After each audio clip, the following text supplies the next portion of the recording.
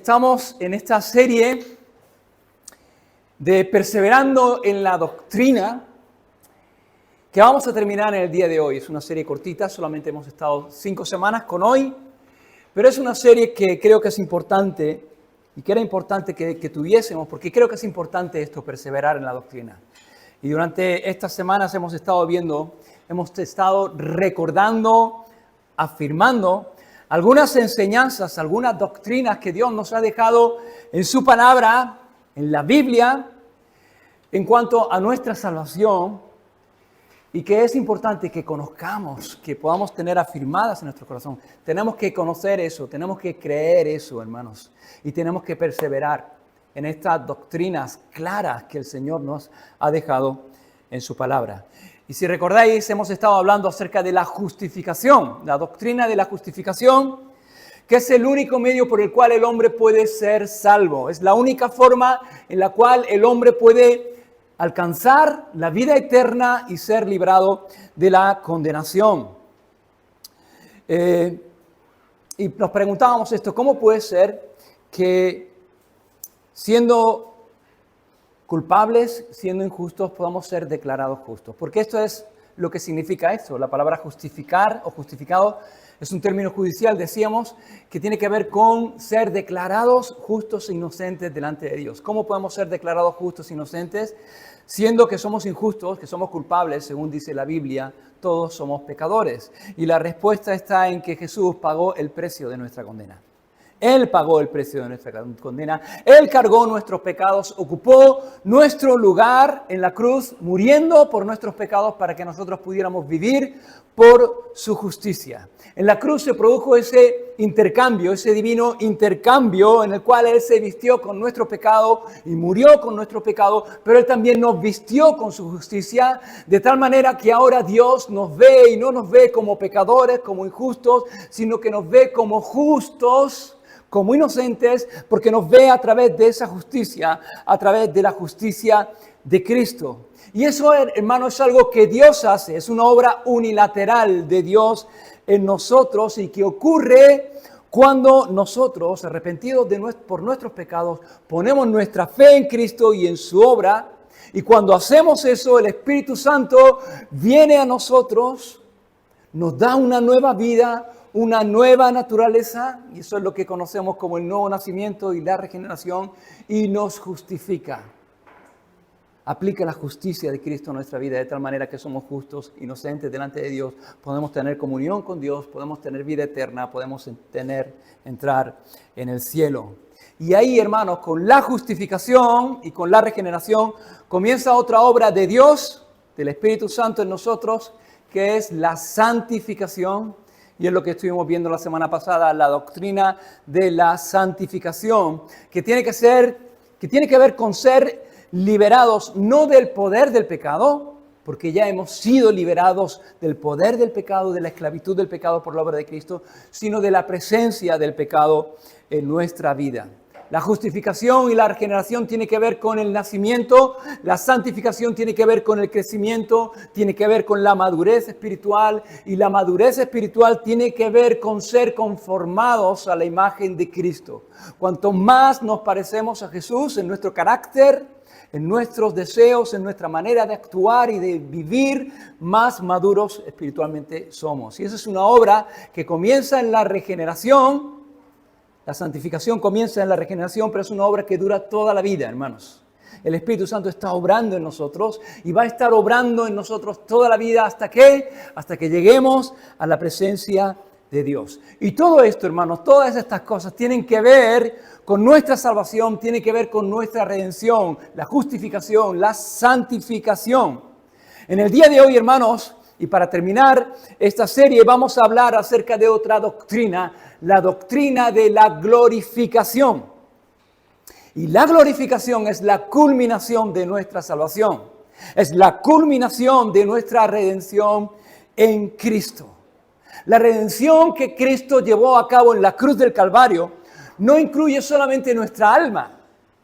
Incluye todo nuestro ser, toda nuestra persona, y eso incluye también la redención de nuestros cuerpos.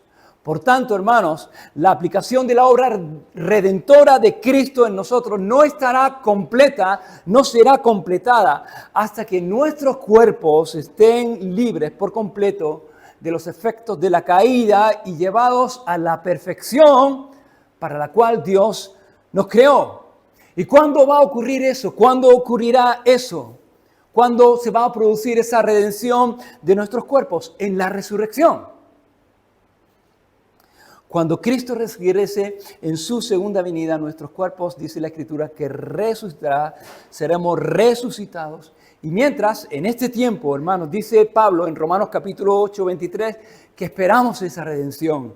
Esperamos la redención de nuestro cuerpo, el momento en el cual se va a consumar nuestra salvación y en el cual vamos a recibir unos cuerpos glorificados. Y eso es lo que llamamos glorificación.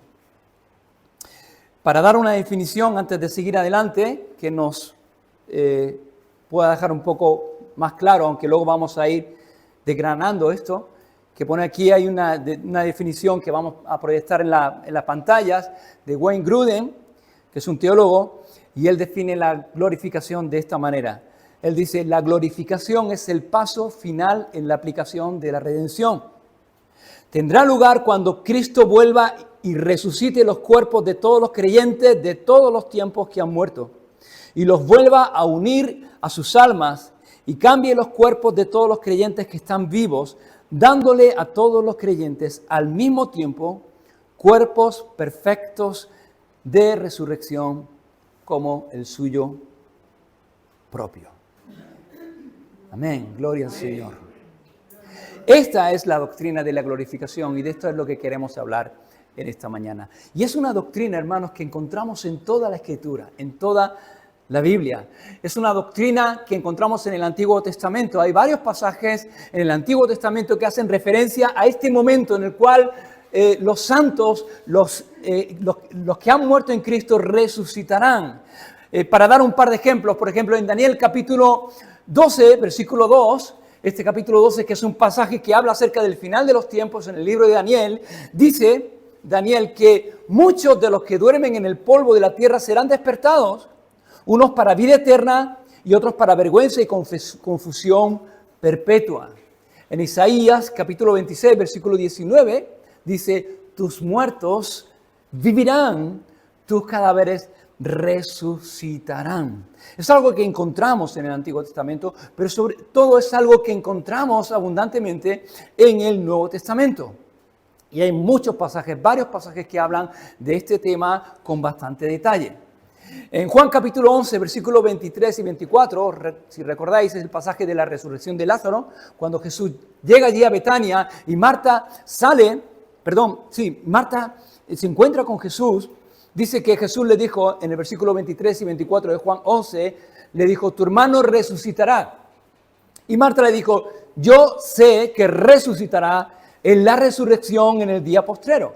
Marta creía que en el día postrero los muertos resucitarían, van a resucitar. Y no solamente era la creencia de Marta, era la creencia común de los judíos en el tiempo de Jesús. Los judíos creían en esto y enseñaban esto, que iba a llegar un día en el tiempo postrero en que los muertos resucitarían.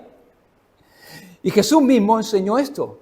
En Juan capítulo 5, versículo 28 y versículo 29, Jesús dijo, no os maravilléis de esto, porque vendrá hora cuando todos los que están en los sepulcros oirán su voz, y los que hicieron lo bueno saldrán a resurrección de vida, mas los que hicieron lo malo a resurrección de condenación.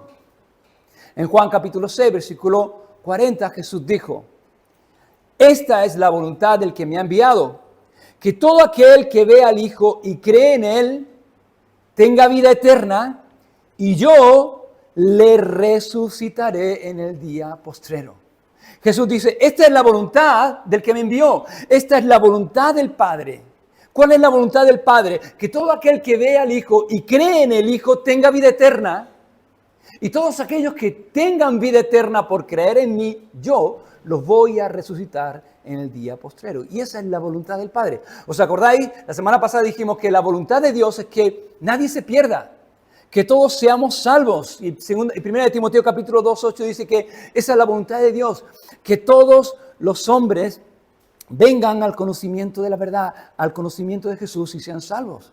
Luego en 1 Tesalonicenses, Pablo dice que la voluntad de Dios es que seamos santificados. Y Jesús dice que la voluntad de Dios es que todo aquel que ha sido santificado y que ha creído en Él y tiene vida eterna, Él lo resucite en el día postrero. En el versículo 54, más adelante de este capítulo 6 de Juan, Jesús vuelve a repetir y dice, el que come mi carne y bebe mi sangre, es decir, aquel en quien mi obra en la cruz es aplicada, tiene vida eterna. Y yo lo resucitaré en el día postrero.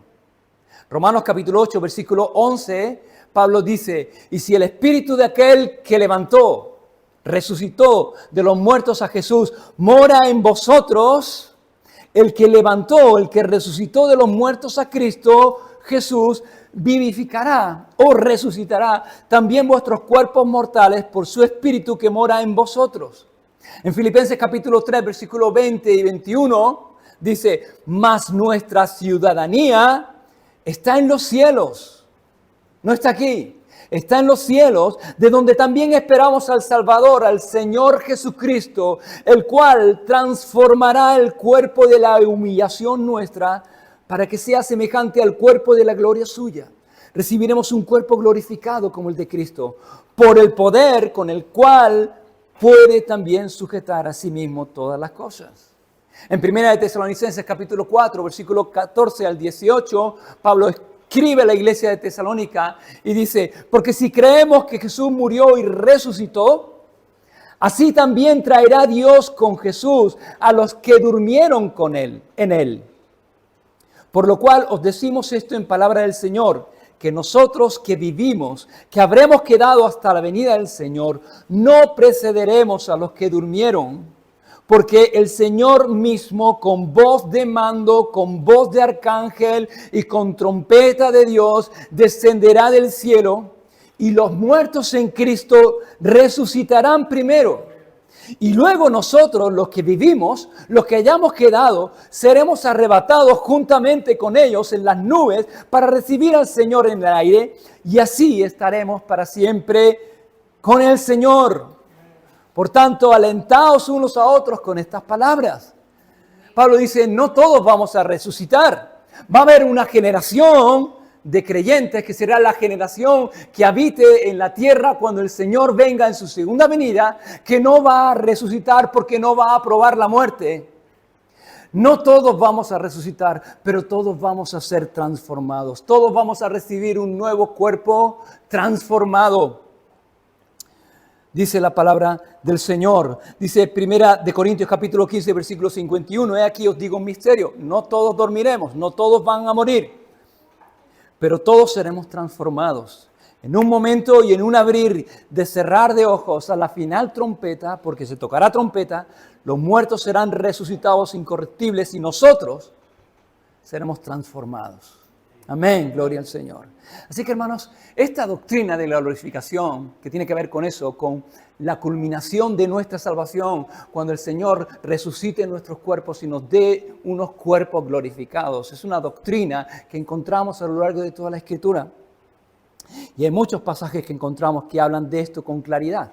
Pero probablemente el pasaje por excelencia que nos habla con más claridad y con más detalle, lo encontramos en 1 Corintios capítulo 15, versículos 12 al 58. Así que os voy a pedir que abráis conmigo la Biblia, que podáis abrir por ahí porque vamos a ver algunos pasajes.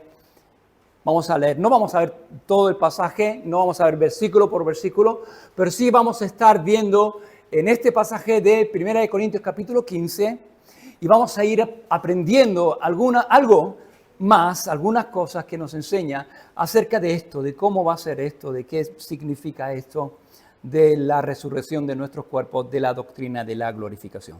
1 Corintios capítulo 15. 1 Corintios es una carta que Pablo escribe a una iglesia, la iglesia de Corinto, en la cual había muchos problemas. Había problemas de relación entre los hermanos, había divisiones entre los hermanos, había grupos, habían formado grupos que estaban enfrentados unos con otros, había problemas de relación, había problemas de inmoralidad, problemas de pecado. también en la iglesia y también había problemas doctrinales. Y Pablo a lo largo de 1 Corintios va tratando cada uno de estos problemas, va corrigiendo cada una de estas cosas. Entre los problemas que había en esta iglesia y que estaba enfrentando esta iglesia, estaba el hecho de que había algunos hermanos, algunos creyentes en la congregación que no creían en esta doctrina, que no creían o ponían en duda la doctrina de la resurrección de los muertos. Y en el versículo 12, Pablo dice, pero si se predica de Cristo que resucitó de los muertos, ¿cómo dicen algunos entre vosotros que no hay resurrección de muertos? Algunos de los creyentes de Corinto decían, los muertos no van a resucitar, no hay resurrección de muertos. Esto es lo que decían algunos. No tenían duda en cuanto al hecho histórico de la resurrección de Cristo, porque Pablo dice, si se predica que Cristo resucitó de los muertos, predicaban que Cristo resucitó de los muertos. No tenían duda de que Cristo resucitó y de que eso era un hecho real, histórico, la resurrección de Cristo. Lo que dudaban era de la realidad de su propia resurrección. No creían en la resurrección de los muertos en el día postero. Eso es lo que no creían. ¿Por qué?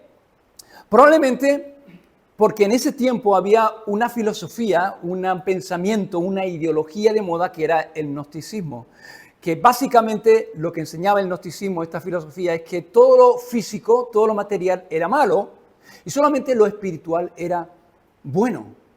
Entonces, como lo material es malo, nuestro cuerpo es malo, el objetivo era librarnos de la carne, de lo material. Y el alma era un espíritu puro que estaba encerrado en nuestra carne y que anhelaba ser liberado y nos liberáramos cuando muramos. Esa era la filosofía del gnosticismo. Entonces, no tenía ningún sentido volver a tener un cuerpo físico, porque ellos, la mentalidad es que eso era malo. Para ellos no tenía sentido eso. Y la iglesia de Corinto era muy permeable a los pensamientos, a las doctrinas, a las ideologías que habían en el mundo. Y algunos, tal vez influenciados por el gnosticismo, decían, esto no tiene sentido, el hecho de que volvamos a tener un cuerpo físico. Y además les parecía algo increíble, ¿cómo vamos a resucitar? Si cuando nos morimos, allí la cosa nos vamos pudriendo, nos vamos consumiendo, el polvo vuelve al polvo, ¿cómo vamos a, de nuevo, de ahí, de lo que queda, vamos a poder tener un nuevo cuerpo? Les parecía increíble. Pero Pablo tiene que tratar esto, y trata esto, ¿por qué? Porque esta doctrina de la glorificación es una de las doctrinas centrales del Evangelio y de la fe cristiana. Es la culminación de nuestra salvación. Sin esto, nuestra salvación no sería culminada, porque Cristo murió por el hombre completo. La redención de Cristo también afecta a nuestro cuerpo. Y lo hace en el capítulo 5. Y el proceso de pensamiento de Pablo es este. Si no hay resurrección de los muertos, si es imposible que los muertos resuciten, como tal vez pensaban algunos, entonces Cristo no resucitó. Y si Cristo no resucitó, el cristianismo no tiene ningún sentido. Dice el versículo 13, porque si no hay resurrección de muertos, tampoco Cristo resucitó. Si Cristo no resucitó, vana es entonces nuestra predicación. Vacía es nuestra predicación, vana también es nuestra fe, y somos hallados falsos testigos de Dios. Todos somos unos mentirosos porque hemos testificado de Dios que Él resucitó a Cristo, al cual no resucitó si en verdad los muertos no resucitan. Porque si los muertos no resucitan, tampoco Cristo resucitó. Y si Cristo no resucitó, vana es nuestra fe y aún estáis en vuestros pecados. Y todos los que murieron, perecieron, han muerto con una esperanza vana. Si Cristo no resucitó, nuestra fe está vacía, no tiene ningún sentido. Pero Cristo resucitó, hermanos. Y Pablo dice, pero Cristo resucitó. Y los primeros versículos de este capítulo 15, Pablo ha hablado acerca de esto y les ha presentado pruebas indubitables de la veracidad, de la realidad de que Cristo resucitó, hermanos. Y no existe ningún hecho histórico que cuente con más pruebas y con pruebas más contundentes de que el hecho de que Cristo resucitó, la resurrección de Cristo. Y Pablo dice en el versículo 20 y el versículo 22 de 1 Corintios 15, mas ahora Cristo ha resucitado de los muertos. Primicias de los que durmieron es hecho.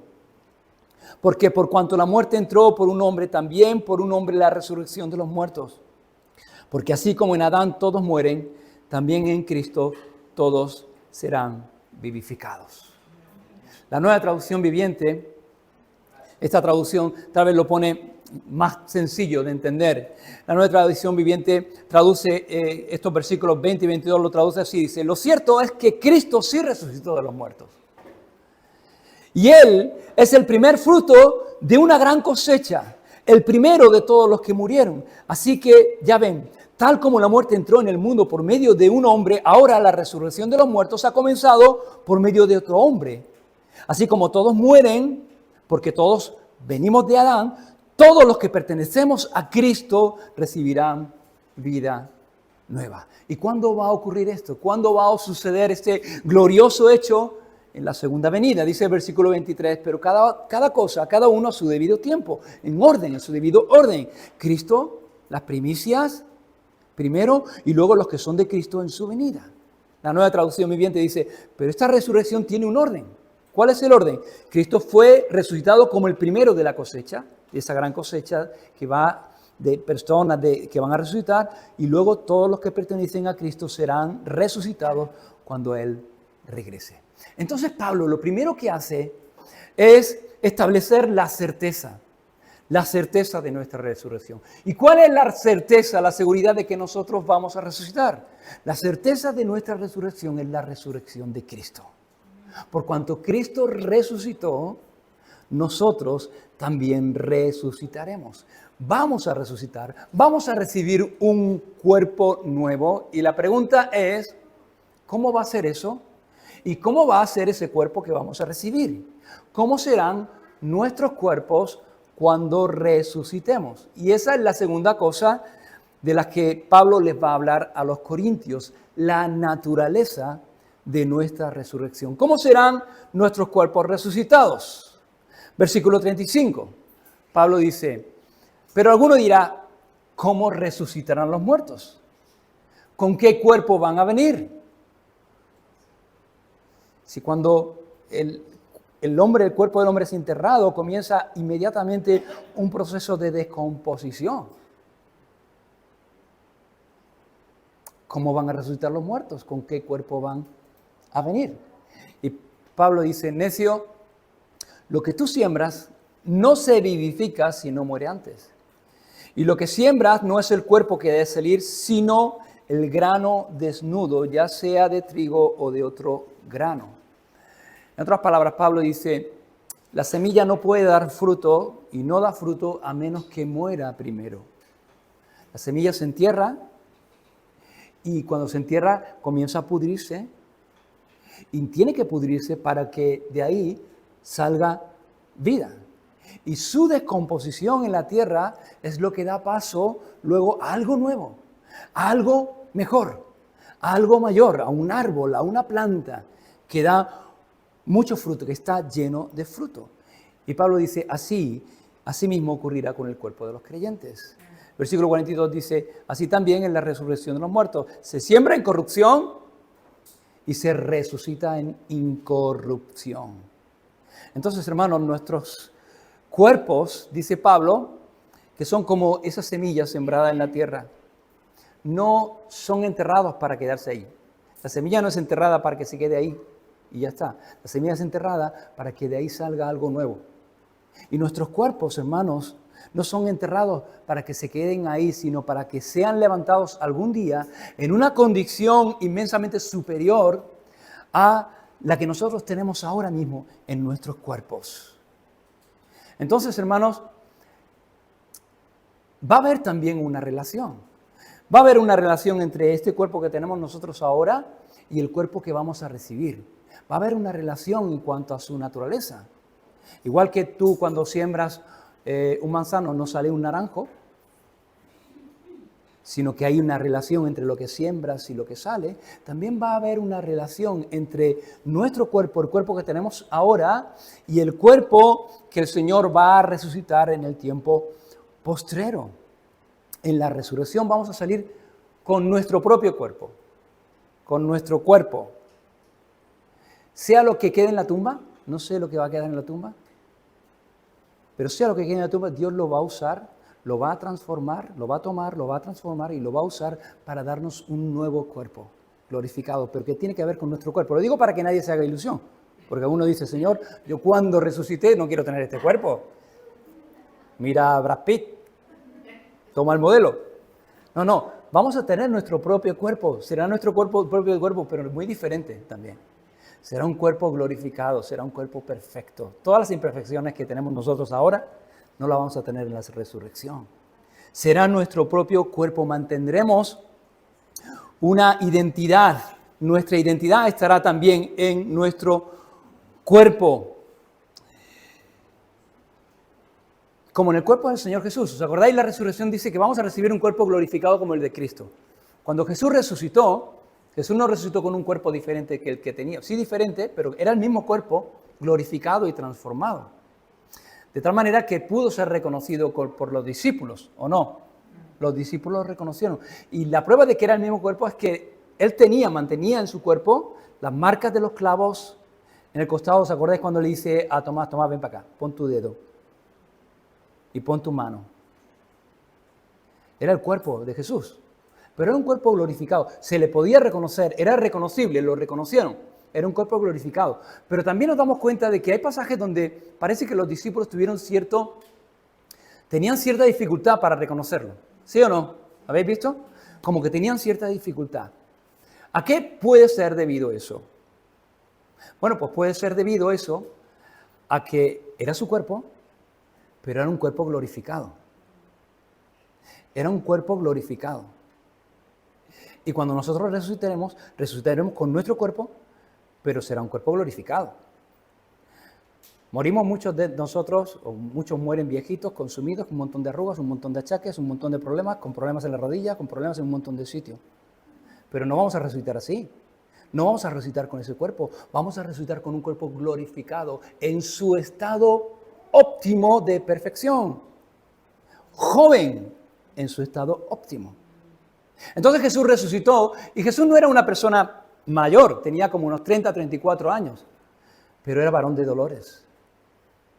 En aquel tiempo las personas ya con 30 y pico años no es como ahora. Estaban bastante más trabajadas, estaban bastante más desgastadas. Y aunque él no era muy mayor, pero sí que había sufrido golpes, había sido desfigurado en la cruz. La última imagen que tenían de Jesús era esa. Pero cuando lo vieron al Señor, lo vieron sin ningún tipo de desfiguración, sin ningún tipo de golpe, sin ningún tipo de y completamente joven. Más joven todavía de lo que le conocían. Y probablemente por eso le costó reconocerle, pero cuando se fijaron, sí, es el Señor. Era reconocible. Es como cuando tú llevas mucho tiempo sin ver a una persona, a un amigo, y lleva muchos años y ha envejecido y al principio te cuesta reconocerlo. ¿Te ha pasado eso? Porque la imagen que tú tenías era de otro. Entonces ya ha envejecido y al principio nos cuesta reconocerlo. Pero cuando nos paramos, sí, es Él, ¿no? Con Jesús y con nosotros será a lo mejor, pero al contrario. Nos costará a lo mejor un poquito reconocernos porque nos veremos completamente jóvenes, completamente saludables. Pero seremos nosotros y nos podremos reconocer unos a otros. Nos reconoceremos, gloria al Señor, como podían reconocer al Señor Jesús. Entonces, hermanos, seremos nosotros, conservaremos nuestra identidad en la resurrección, pero transformados, hermanos. ¿Y qué transformación, hermanos? ¡Qué transformación! Dice Pablo, versículo 42, que en la resurrección de los muertos se siembra en corrupción, se resucitará en incorrupción, hermanos. Y esto tiene que ver con lo que hemos estado hablando ahora, hermanos. Ahora mismo nuestros cuerpos están sujetos a corrupción. Envejecemos. Pasa el tiempo y pasa sobre nosotros como una losa. Pasa sobre nosotros, envejecemos, perdemos la lozanía de la juventud, comenzamos a tener achaques, comenzamos a tener arrugas y vemos que hoy día una de las cosas que más se anuncian y una de las industrias con más poder son el tema de las cremas, todo ese tipo de cosas, todos los cosméticos, operaciones de todo tipo, que si el Botox, que si lifting, que si no sé qué, no sé cuánto, para intentar mitigar todas esas marcas que el paso del tiempo dejan en nosotros de una manera permanente. Cuando resucitemos, hermanos, no tendremos problemas de eso. Se acabaron, no va a haber clínicas de ese tipo, eso va a ser una ruina. No va a existir, hermanos. Esas marcas van a desaparecer por completo. Nunca más las vamos a volver a ver. Vamos a estar libres de toda enfermedad, de todo dolor, de toda debilidad, de todo decaimiento. Nuestros cuerpos van a llevar consigo siempre la lozanía de la juventud. Jóvenes, vigorosos, sin ningún vestigio de corrupción. Ese será el cuerpo que vamos a recibir. Versículo 43 dice, se siembra en deshonra, se resucitará en gloria. Hermanos, la muerte despoja al hombre de toda su dignidad. No importa quién haya sido tú, no importa cómo haya sido. Como he dicho antes, joven ha podido ser alguien que llamaba la atención por todo el mundo. No importa lo rico o el dinero que tengas allí en la muerte, en el ataúd, todos somos iguales. La muerte nos iguala a todos. Y cuando llegue la muerte y seamos colocados en un ataúd, todos vamos a hacer eso. No vamos a ser más que un cadáver. Pero dice la Escritura que nuestro cuerpo es enterrado en vergüenza, en debilidad, en deshonra, pero Pablo dice, resucitará en gloria. En gloria. Y hermano, eso tiene que ver con belleza, eso tiene que ver con atractivo. A lo mejor tú ahora te gustaría tener el cuerpo de Brad Pitt, pero cuando resucitemos, hermanos, seremos mucho más atractivos y seremos mucho más bellos, porque tendremos la belleza del Señor en nosotros. Y eso tiene que ver también con eso. Tiene que ver esa gloria, tiene que ver con el resplandor de la gloria de Dios en nosotros. Hay muchos comentaristas, la mayoría de los comentaristas piensan que de alguna manera, que ahora mismo nosotros no entendemos, nuestros rostros, nuestros cuerpos reflejarán el brillo de la gloria del Señor Jesucristo, su gloria. Es de lo que el Señor habla en Mateo capítulo 13, versículo 43, cuando dice que en la resurrección los justos brillarán como el sol en el reino de su Padre. C.S. Lewis escribía y él dijo que si nosotros pudiéramos ver ahora a un creyente tal y como será en el cielo con su cuerpo glorificado, estaríamos tentados a adorarle. Dice, si pudiéramos ver a un creyente como va a ser al final del tiempo, con su cuerpo resucitado, reflejando la gloria del Señor, estaríamos tentados a adorar a ese creyente.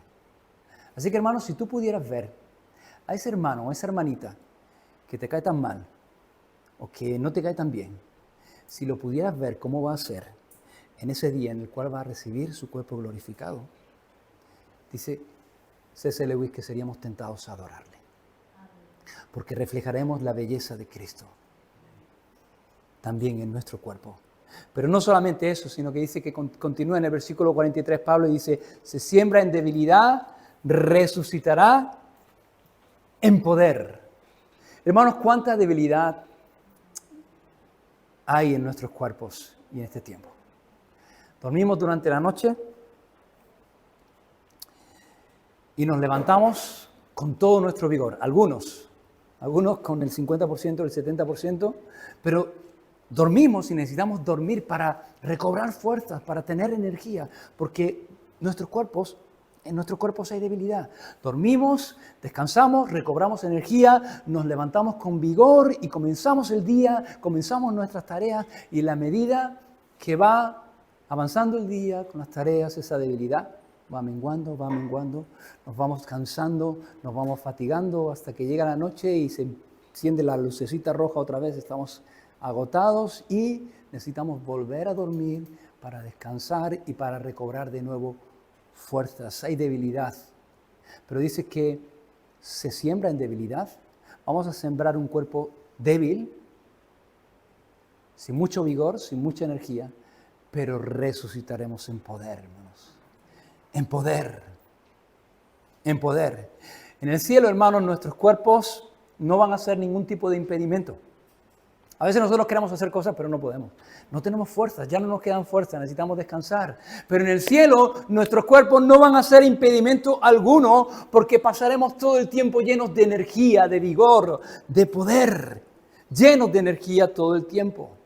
Hay mucha gente, hermanos, que imagina el cielo. Yo no sé cómo tú imaginas el cielo, pero hay mucha gente que imagina el cielo como una vida así, como muy etérea, como muy, no sé. Pero la Biblia no habla de eso. La Biblia no enseña que es como algo así con angelitos, las nubes, algo así como con arpas y esas cosas. La Biblia no enseña de eso, no encontramos nada de eso en la Biblia. La Biblia no habla nada de eso. Vamos a vivir, hermanos, en una tierra renovada. El cielo es un lugar concreto donde nosotros vamos a tener un cuerpo concreto y donde vamos a hacer cosas concretas, hermanos. Vamos a hacer cosas concretas. Así que, hermano, hermana, comienza a hacer planes. Comienza a hacer planes, a ver qué es lo que vas a hacer y qué es lo que quieres en el cielo. Porque todo aquello que tú no has podido hacer a este lado de la eternidad, lo vas a poder hacer allí. Lo vamos a poder hacer allí. Hay mucha gente. En este mundo es un mundo lleno de gente frustrada. Hay músicos frustrados, hay artistas frustrados, hay deportistas frustrados. Pero ¿sabes que en el cielo no va a haber nadie frustrado? Hay mucha gente que dice, a mí me hubiese gustado ser, o a mí me hubiera gustado poder hacer, tener la capacidad para hacer esto o para hacer lo otro. ¿Sabes que en el cielo no vas a encontrar eso? No va a haber nadie frustrado, porque vamos a tener toda la capacidad y vamos a tener toda la energía en nuestro cuerpo de sobra para hacer todo aquello que deseemos. Y no vamos a tener limitaciones, no vamos a tener las limitaciones del pecado en nuestro cuerpo. Dice Pablo, se siembra en debilidad, pero se va a resucitar en poder. Y por último, Pablo dice en el versículo 44, se siembra cuerpo animal, resucitará cuerpo espiritual. Hay cuerpo animal y hay cuerpo espiritual. ¿De qué está hablando Pablo aquí? La mayoría de los comentaristas dicen que esta traducción cuerpo animal no es la mejor traducción para este pasaje y que más correcto sería traducir cuerpo natural y cuerpo espiritual. Porque traducir cuerpo animal y cuerpo espiritual puede dar la idea de un cuerpo físico y un cuerpo que no es físico. Pero esa no es la idea en ningún caso de Pablo. De hecho, Pablo, cuando habla acerca de espiritual en sus cartas, prácticamente nunca habla acerca de espiritual como algo que no es físico. Sino que, más bien, cuando Pablo habla acerca de espiritual, está hablando de algo que es consistente con el carácter y con la actividad del Espíritu Santo. Así que el cuerpo natural es el cuerpo que tenemos ahora, que es un cuerpo preparado para esta vida, preparado para la vida ahora, pero el cuerpo espiritual es un cuerpo, no un cuerpo etéreo, es un cuerpo físico como Jesús. ¿Jesús tenía un cuerpo físico o no? ¿Cómo sabemos que tenía un cuerpo físico? Porque dijo, tocadme. Y los discípulos le tocaron y Jesús le dijo, los discípulos pensaban que no, porque lo vieron glorificado, lo vieron tan perfecto que dijeron, estamos viendo una visión. Pero Jesús dijo, no, ve, tocad que soy yo. ¿Tenéis algo de comer? Y dijo, sí. Y Jesús comió, lo cual indica que también en el cielo nuestros cuerpos tendrán capacidad de comer. Lo digo para aquellos que su disfrute. Algunos que tenemos algún kilo de más, podremos comer. Entonces, no es un cuerpo espiritual, es un cuerpo físico, un cuerpo que podemos tocar, podremos tocarnos, podemos abrazarnos, podemos tener contacto físico, podremos comer, nos reconoceremos unos a otros, podemos hacer cosas que no podemos hacer aquí. Todo aquello que no hemos tenido la habilidad y la capacidad y que nos hubiese deseado hacer, lo vamos a poder hacer allí. Por eso el cielo va a ser un lugar de absoluto disfrute. Y sobre todo, nuestro disfrute no va a ser tanto esas cosas, nuestro disfrute va a ser que vamos a estar cara a cara con el Señor. Ese es el disfrute del cielo. Pero hermanos, siguiendo con lo que íbamos diciendo. Entonces, es un cuerpo espiritual en el sentido de que va a ser equipado y adaptado para esa vida. Es espiritual porque y va a ser un cuerpo completamente lleno del Espíritu Santo. ¿Os acordáis cuando hablamos de ser lleno del Espíritu Santo? ¿Qué es un cuerpo? Es una persona llena del Espíritu Santo. Es una persona movida, guiada, impulsada no por sus deseos pecaminosos, no por lo que él piensa, por lo que él desea, sino que es el Espíritu Santo el que lo guía, el que lo mueve, el que lo conduce, ¿no? Así que será un cuerpo que estará completamente dominado, dirigido por el Espíritu Santo. ¿Saben lo que significa eso? Pues hermanos, eso significa que en el cielo y en la resurrección, en ese cielo nuevo y esa tierra nueva y en la resurrección, ya nunca vamos a tener ese conflicto entre nuestra voluntad y la voluntad del Espíritu Santo. No va a existir eso, sino que nuestra voluntad y nuestros deseos serán completamente conformados a la voluntad y al deseo de Dios. Completamente. Desearemos lo que Él desea, nos gustará lo que Él nos gusta, no habrá ese conflicto, no tendremos ese pesar, no tendremos esa inclinación, esas luchas, no tendremos ninguna lucha con el pecado porque no tendremos ninguna atracción hacia el pecado. No tendremos ninguna lucha de decir, Señor, yo sé que esto es lo que tú quieres, pero mi voluntad, mi carne, mi naturaleza pecaminosa tira hacia otro lado. No va a haber nada de eso. Seremos completamente espirituales, completamente conformados a la voluntad y a los deseos de Dios.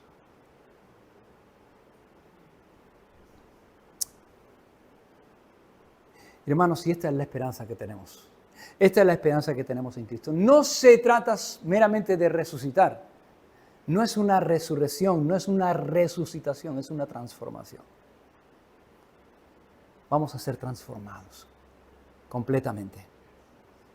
Ahora, sabiendo esto, hermanos, y teniendo la certeza de que vamos a resucitar, vamos a tener ese cuerpo resucitado, con todas esas características, ¿cómo afecta eso o cómo debe afectar eso a nuestra vida aquí y ahora? ¿Cómo se supone que debe vivir un cristiano que sabe esto y que conoce esta doctrina de la glorificación?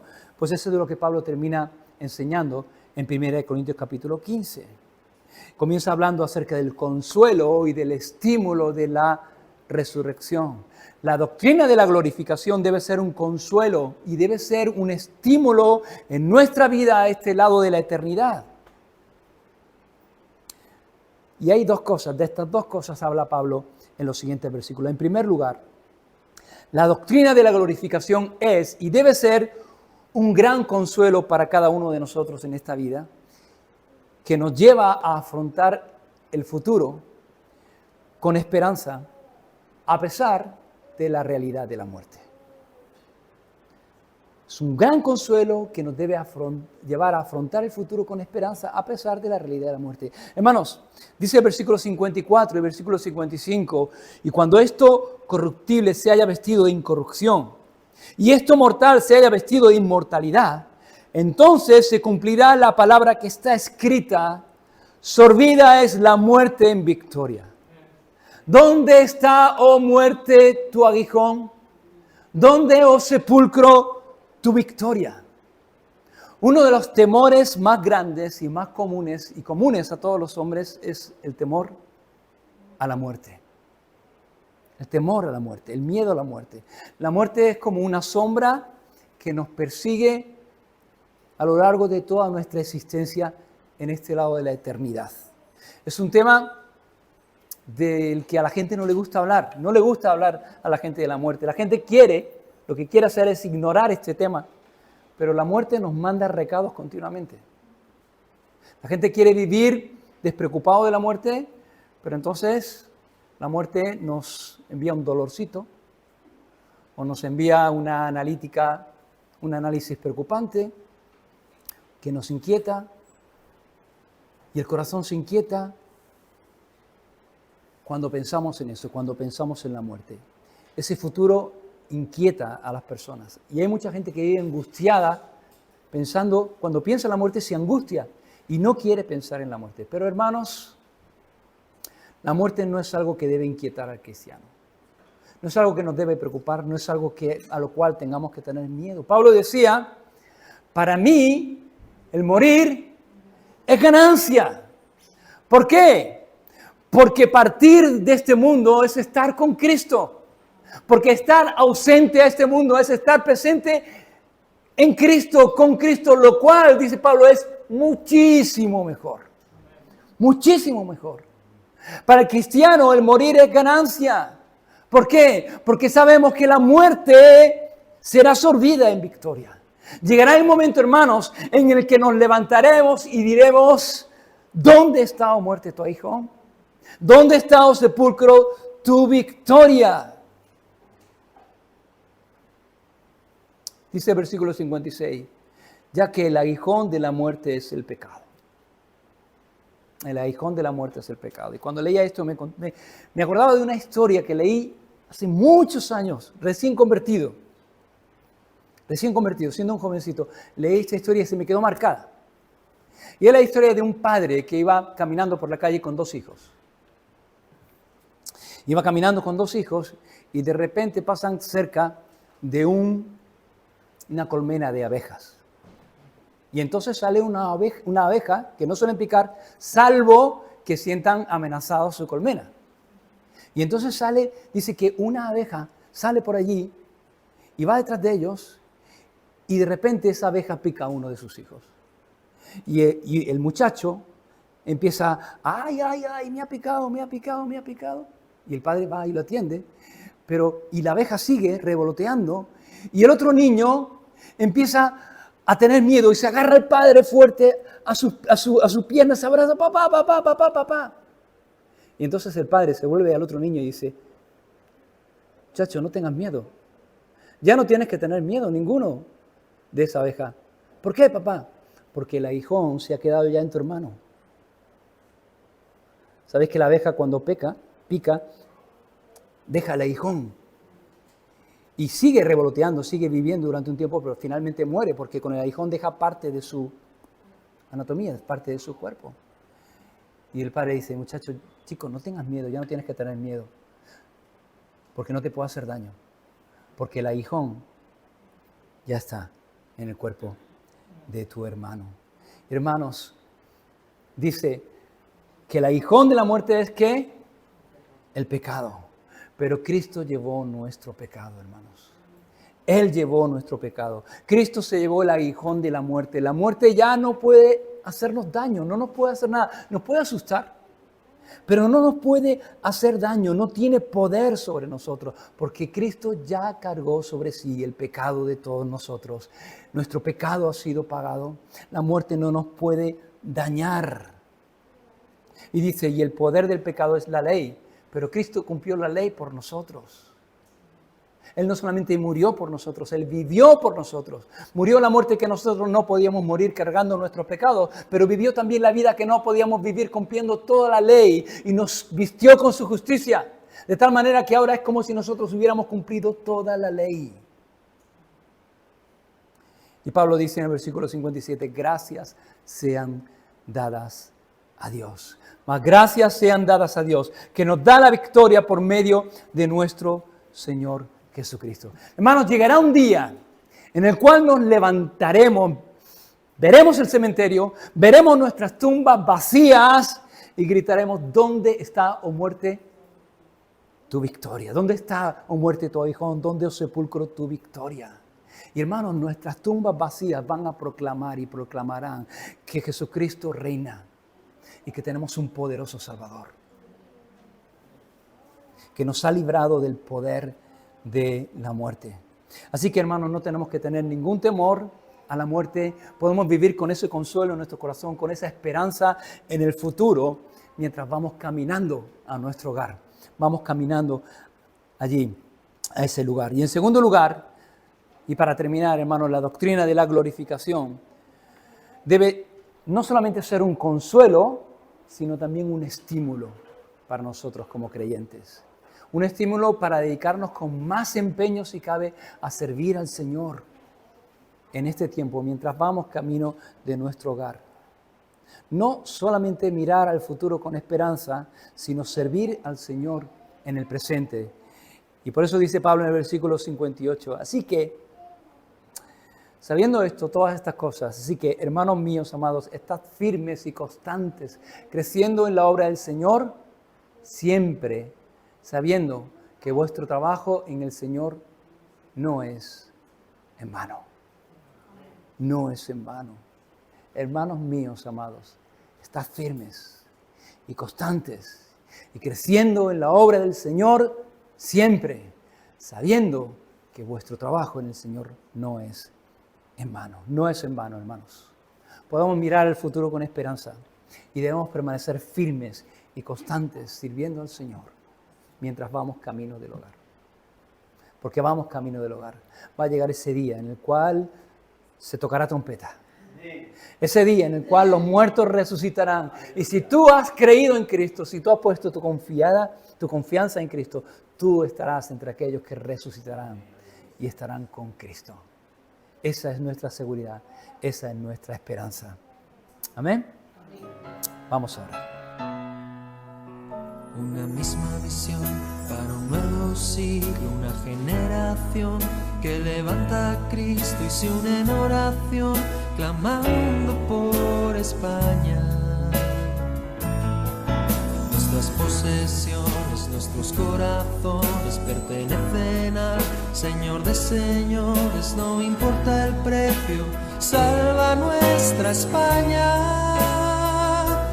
Las barcas y